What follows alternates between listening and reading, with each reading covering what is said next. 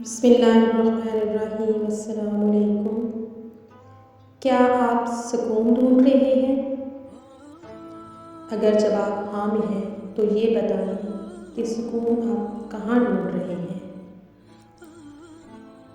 میرا مطلب ہے کہ سکون کی تلاش آپ کہاں کر رہے ہیں؟ نہیں ملا نا جواب؟ چلیں اس کا جواب ڈھونڈنے کی کوشش کرتے ہیں۔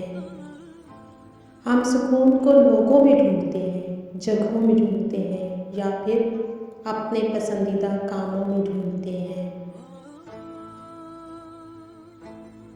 وقتی طور پر وہ ہمیں کبھی کبھی میسر بھی آ جاتا ہے، لیکن ہمیشہ کا سکون کبھی حاصل نہیں ہو پاتا۔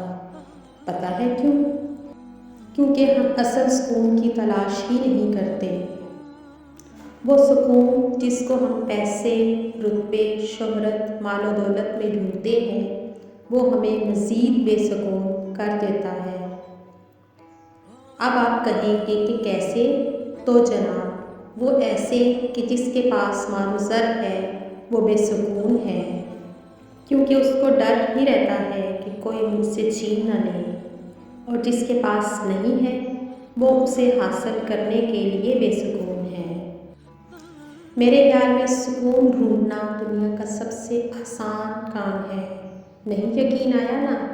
چلیں ثابت کرتی ہوں۔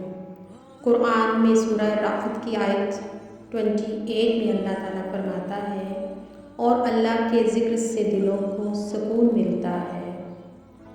الا بذکر اللہ تطمئن القلوب۔ ترجمہ: جان لو کہ اللہ ہی کے ذکر والوں کو اطمینان قلب نصیب ہوتا ہے۔ میں نے خود آزمایا ہے، میں جب بھی بے سکون ہوتی ہوں یا کچھ سمجھ نہیں آ رہی ہوتی تو اللہ سے باتیں کرنے لگ جاتی ہوں۔ اب مجھے آپ پاگل کہیں یا جو بھی، لیکن مجھے جواب میں ملتا ہے، وہ ایسے کہ میرے سوالات کے جوابات مجھے زندگی میں نظر آنے لگتے ہیں۔ آپ یقین جانیں، ایک بار اللہ سے دوستی کر لیں، زندگی جینے کا مزہ آنے لگے گا۔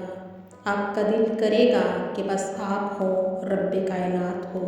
نہیں یقین تو کر کے دیکھ لیں۔ بس ہمیں اپنے دل کے سکون اور اطمینان کے لیے اللہ کے ذکر سے دل لگانا ہوگا۔